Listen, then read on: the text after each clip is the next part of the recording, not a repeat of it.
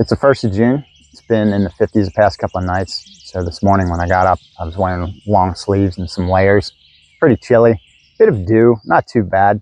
The hay should be dry late morning, early afternoon. We'll just keep checking it.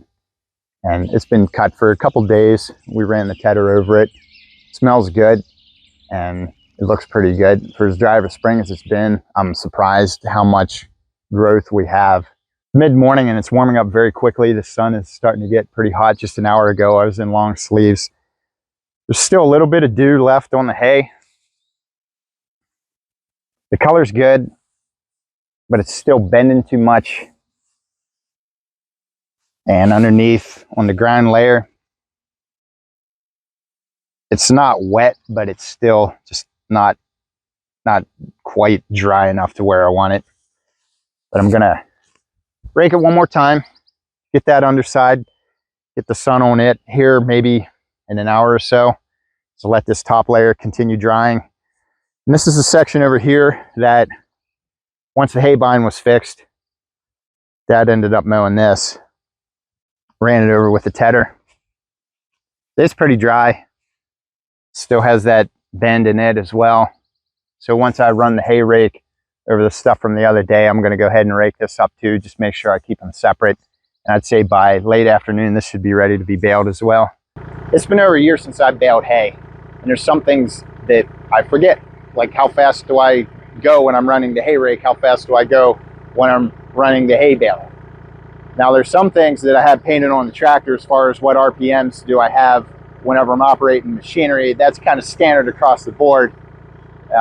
But as far as how fast do I run the hay rake when I'm driving the Kubota? How fast do I run it when I'm driving the, Big Bertha? What gear do I have it in for that? So it's kind of minor. And when you've been baling hay for year upon year, like over at the other farm, when I would drive my Paps Oliver tractors, we knew, hey, just drive in this gear for whatever you're doing. But when I'm switching back and forth between tractors and it's been a year and stuff, I tend to forget. So it's just nice to have things written down.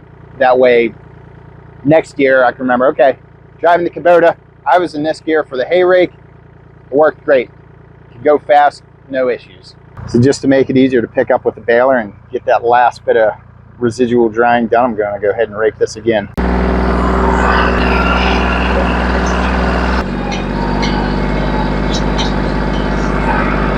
So the underside's nice and dry too. It's ready to bale.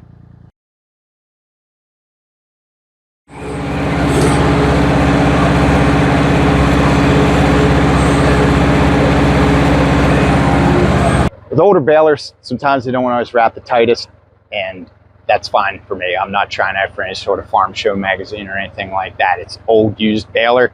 If it wraps them tight enough, I can get the bale spear and put them in the barn, take them out, give them to the cows in the winter time. That's good enough for me. On one of the passes, it got jammed. Tried digging at it and just ended up having to open up the back door. Just push the bale out. So it's not wrapped or anything. I'll still be able to get the spear into it. And then just going to give that one to the cows.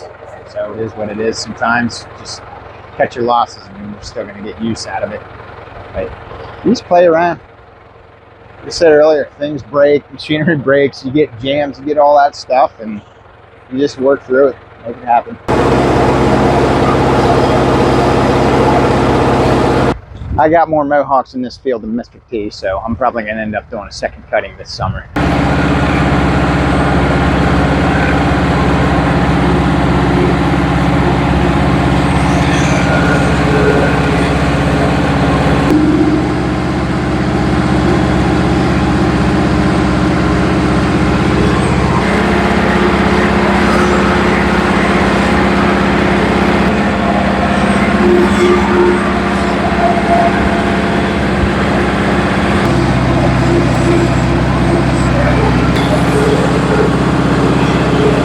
Three more fields left, and that's pretty much the gist of the hay baling.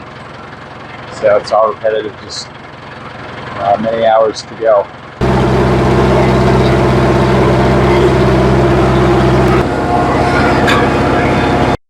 After about 7.5 hours of raking and baling, we finished up. We got 37 bales. That's about 10 less than what we had last year. it's been a very dry spring.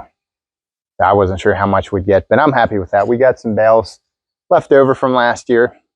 So also planning on with the new rotational grazing thing of keeping the cows out on the pasture a month longer and then turning them out a month sooner. So with all that, that should factor in then that we have hopefully bales left over.